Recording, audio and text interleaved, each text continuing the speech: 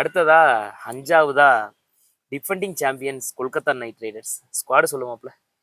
Ring Singh, Raghuvanshi, Ajinkya Rahane, Manish Pandey, Luvnith Sisodia, Quinton de Kock, Rahmanullah Gurbaz, Sunil Narine, Andre Russell, Ramandeep, Anukul Roy, Rovman Powell, Venkatesh Iyer, Moeen Ali, Varun Chakravarthy, Harshit Rana, Vaibhav Arora, Mayank Markande, Umran Malik, Nortje, Spencer Johnson.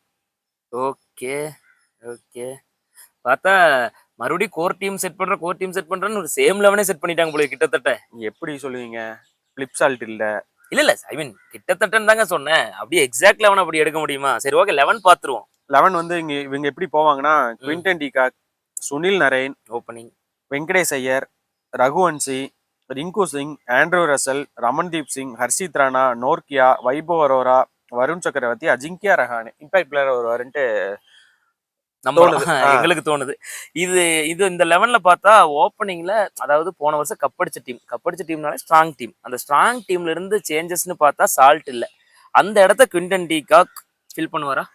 Fill பண்ணுவாரானா ஸ்குவாட்ல fill பண்றாரு, 11ல fill பண்றாரு. அந்த ஃபில் பண்ணுவாரான்னு கேட்கலங்க. அவர் அந்த கொடுத்த ஒரு குயிக் ஸ்டார்ட்டை டிகாக்னால கொடுக்க முடியுற எபிலிட்டி உள்ள பிளேயர் தானே. எபிலிட்டி உள்ள பிளேயர்னு நீங்களே சொல்லிட்டீங்க. அதான் உள்ள பிளேயர் தான். ஆனா பண்ணாரா?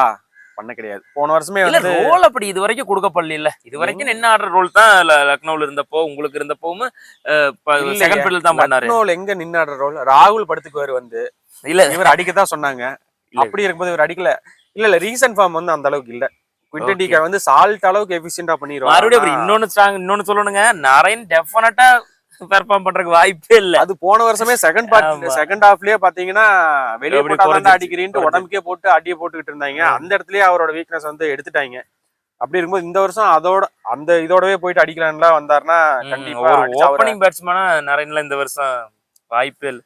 அடுத்து வெங்கடேஷ் ஐயர், இவர் தான் கேப்டன் பண்ண போறாருன்னு நினைக்கிறேன். ஏன்னா பிரைஸை வச்சு சொல்றேன். பட் இவர் கண்டிப்பா பேசியாகணும். வேற லெவல் ஃபார்ம் இருந்தார் போன வருஷம். பட் பிரைஸ் ரொம்ப அதிகங்க. 23 கோடிக்கு டிசர்விங்கான்னு கேட்டீங்கன்னா கண்டிப்பா கிடையாது. கொஞ்சம் டவுட் தான். ஏன்னா ஆல்ரவுண்டருங்கிற பேர்ல அது ஒரு ஸ்கேம். ஏன்னா பவுலிங் எல்லாம் 6 விக்கெட்ல எடுத்திருக்காரு. ஆனா சும்மா ஐபிஎல் இல்ல 6 விக்கெட் இதுல எடுத்திருக்காரு. பட் அந்த அளவுக்கு போட்டாவெல்லாம் அடிச்சு போடுவாங்க. பவுலிங் எல்லாம் ஒன்றும் ஸ்ட்ராங்கு கிடையாது. பேட்டிங் மட்டும்தான் நல்ல ஃபார்ம்ல தான் இருக்காரு. ஒரு லெஃப்ட் ஹேண்டரு, சாலிட் டெக்னிக் கிடையாது. குருட்டாம்போக்கு தான், ஒரு ஃபுட் ஒர்க் கிடையாது. ஒரு சிவம் தூபே மாதிரி தான். ஆனா 23 கோடிங்கிறது அதிகமா தெரியுது. மேபி கேப்டன் பண்ண போறான்னு நினைக்கிறேன். அதுக்காக கொடுத்துருக்காங்க. பார்ப்போம். இல்ல நான் என்ன நினைக்கிறேன்னா, ரிங்கு சிங்கோட இந்த வருஷம் கேப்டன்ஷிப் ரிங்கு சிங்கோட போனாலும் போலாமோன்னு எனக்கு ஒரு டவுட். மேபி இருக்கலாம். பட் ஒன்னு ஏஜ் ஃபேக்டரா பார்க்கும்போது ரொம்ப டிஃபரன்ஸ் இல்ல. வெங்கடேஷ் ஐயரும் யங்ஸ்டர் தான். 23 கோடி பிரைஸ். ஸோ எனக்கு என்னமோ வெங்கடேஷ் ஐயர் தான் கோயிங் டு கேப்டன் கேட்கறன்னு தோணுது. ரகுவன்சி கொஞ்சம் டீசென்டான நல்ல பெர்ஃபார்மன்ஸ் தான் போன வருஷம் பண்ணாரு. நல்லா தான் இருந்துச்சு. Rinku, Andre Russell, Ramandeep, Harshit Rana okay batting ஓரளவுக்கு அப்படி இப்படி தேத்தி கொண்டு வந்துருவாங்கன்னு இருக்குது. இதுதான் போன வருஷம் வந்து எல்லா மேட்சுமே சால்ட் ஒரு மாதிரி வேற மாதிரி ஒரு பர்ஃபார்மன்ஸ் பண்ணாரு. இது கொடுத்தாரு. சுனில் நரேன் பண்ணாரு. இந்த வருஷம் அந்த ஓப்பனிங் யூனியால் கொடுக்க முடியுமா? ஒண்ணு அப்படி கொடுத்துட்டாங்கன்னா கொஞ்சம் ஒரு பாதி நேரம் தாண்ட மாதிரி ஆயிரும். ஆனா இந்த வருஷம் அது கொடுக்க விட மாட்டாங்க. சுனில் நரேனே போன வருஷம் செகண்ட் ஹாஃப் வந்து இது பண்ணும்போது, அப்புறம் வந்து போன வருஷம் வந்து ஸ்ரேயஸ் இருந்தார். ஒரு ஆங்கரிங் இன்னிங்ஸ் ஆடி ஒரு சைடுல வந்து நின்னுட்டாரு. இதுதான் ரகானே ரீப்ளேஸ் பண்றாருல. ஓகே இல்ல எனக்கு என்னமோ அதாவது 11லயே 3 ரீப்ளேஸ்மெண்ட் தான் இருக்குங்க போன வருஷம் 11ல இருந்து. இதுல அதுல Quinton de Kock replace Salt, Ajinkya Rahane replace Shreyas Iyer, Starc ஆண்ட்ரி நோர்கியா ரீப்ளேஸ் ஸ்டார்க். இவங்க 3 பேர் எப்படி பெர்ஃபார்ம் பண்ணுவாங்கன்னு பார்க்கணும். அதுல ஒன்னு குவிண்டன் டிகாக் சால்ட் அளவுக்கு பண்றதுக்கு வாய்ப்பு இல்லைன்னு தோணுது. உங்களுக்கும் எனக்கும் கண்டிப்பா அப்படி தோணுது. ஏன்னா ஒரு நல்ல பிளேயர் தான். பட் அப்படி ஒரு ஃபார்ம்ல இல்லைன்னு தோணுது. நெக்ஸ்ட் அஜிங்கியா ரஹானேவே ஸ்ரேயாஸ் ஐயரோட இடத்த பண்ண முடியுமான்னு தெரியல. ஏன்னா ஸ்ரேயாஸ் ஐயரோட ரோல் ஆங்கரை இவர் பண்ணுவாரு. ஆனா அது ஒரு ஹிட்டுமா ஆடுவாரு. ஏன்னா இன்னைக்கு 26.25 கோடிக்கு போயிருக்காருன்னா அது ஓவர் போயினாலும் ஸ்ரேயாஸ் ஐயர் ஒரு அந்த பேட்டரோட ஒரு நிதி இவர் ரஹானே இருக்காருன்னா அங்கேயும் இல்லை. 3வதா டெஃபினட்டா ஸ்டார்க்கோட நிதை நோக்கிய பண்ண மாட்டாரு. ஏன்னா அவர் எடுத்தா 4 விக்கெட்டு இல்லைன்னா 45 ரன்னுங்கிற மாதிரி ஒரு 50-60 ரன்னுங்கிற மாதிரி கொடுக்குற ஒரு பிளேயர் தான். அதுவும் ஃபார்ம்லயும் இல்லை. போன வருஷம் செம்மடி வாங்கினாரு. டெல்லிக்கு இருந்தாருன்னு நினைக்கிறேன். ஸோ எனக்கு தெரிஞ்சு அந்த ரீப்ளேஸ் பண்ற 3 பேருமே எஃபிஷியன்டா தெரியல. பேட்டிங் வந்து கொஞ்சம் லேகா தான் தெரியுது. ஐயர் இவங்கெல்லாம் இல்லாதங்காட்டி கொஞ்சம் வந்து இதா தான் தெரியுறாங்க. அதுவும் ரசலுக்குலாம் ஒத்துக்குச்சுன்னா நீங்க அவரோட ஒரே ஃபிளஜ்ரா மேட்ச் முடிச்சுட்டு போயிடுவாரு.